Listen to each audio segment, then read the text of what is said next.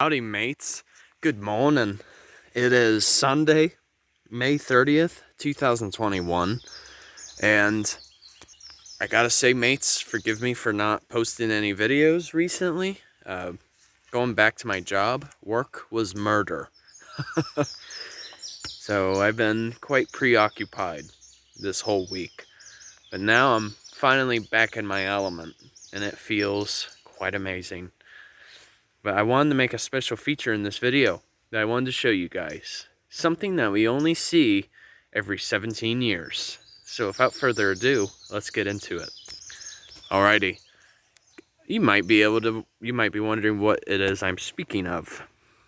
So I'll give you guys a second to think. If you thought about the cicadas, you would be correct. If I zoom in a little bit, walk in on it, we got ourselves the Brood X Cicada. And what's fascinating is Brood X is one of many different groups of cicadas.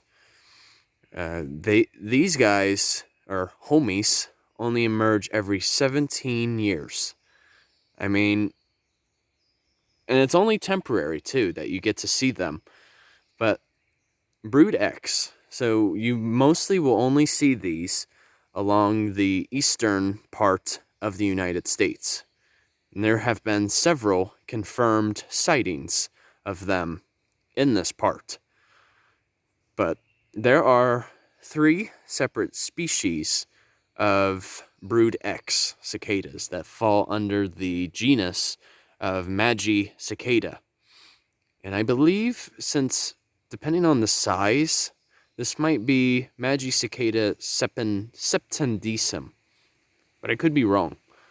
Usually difference that you try to look for might have to do with their wings as well as their underside. But since I can't really see their underside, it makes it slightly more challenging. And I'm sure there are some articles that also help pinpoint how you can tell the difference between a male and a female. Yeah, look at these guys. And they're like not moving. They are not even phased by my movement whatsoever. So you may be wondering, you guys, do they harm any plant life or crops? Well, as it turns out, these fellow homies actually don't cause any harm whatsoever. They do not even have relation to locusts, such as that of grasshoppers. They don't even fall under the same classification. Because some of you may have noticed, like with grasshoppers, for instance, they'll have like these little grazers along their mouth. And because of that, that's why they can be so detrimental to crops and any surrounding vegetation, because they'll practically feed on anything. But unlike the cicadas, they don't have those. They don't have those grazers that I'm speaking of. Instead, it's like you can just see them directly, and you don't really see any grazers. And those red dots there, that's their eyes. I mean, that is freaking cool. But it looks like... Oh, he's moving a little bit. But I think usually when it comes to the species, the males are slightly larger when it comes to body size. And I got another surprise for you guys. Ready? 3, 2, 1. Oh, wrong one. Whoops. Yeah. Look at that. So rest assured, they really do not cause any harm, because technically, they really don't even fly. They only stay within several hundred feet of where they inhabit. So pretty much right now, they're just basically chilling. And what's neat is, like, the males, when they try to attract the females, they'll like make these very distinctive calls. And it looks like right now they're not going to do them at the moment. But yeah, you only see these every 17 years. That's insane. So you figure the last time these guys emerged, I would have only had to be 5 years old. Wow. That's crazy. And you gotta think too, one of my favorite superhero movies, Spider-Man 2, was released that year. As a matter of fact. But yeah, every 17 years. And actually, I wanted to show you guys something else too that is very unique about cicadas. I could have swore I saw it just a second ago. Give me a moment, mates. Yeah, give me a second. Alright, mates, here we are. I'm back. I had to find one. I was having a hard time finding one. So this is what the cicadas normally look like when they're underground for up to 17 years. They mostly feed on roots, any leaf litter, or just any organic matter that is beneath our feet, basically. And so what happens is once they emerge from the ground, from their boreholes, you might be able to see a couple, like down here, for instance. You see those holes by my boot? So they will emerge from the ground, and they'll be in this. But once the time comes, they'll actually emerge out of this exoskeleton, and then that's where you get to see their pure form. Like right down here. See that? Yep.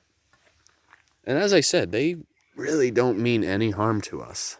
But yeah, that's what it actually looks like. That is so cool. Howdy. But once they reach their time of reproduction, these cicadas, they'll basically collapse from where they are standing, and they will basically die. And typically what female cicadas do is they'll kind of insert their eggs into any twigs that belong to saplings, so that the eggs have a chance to basically reproduce. And they only do it with saplings, surprisingly. They don't go after mature trees, which to me is truly remarkable, because since they're targeting saplings, those are easier to penetrate, and at least the sapling isn't highly affected. Whereas if it was a mature tree, it would be much harder to penetrate, and it would potentially cause more harm.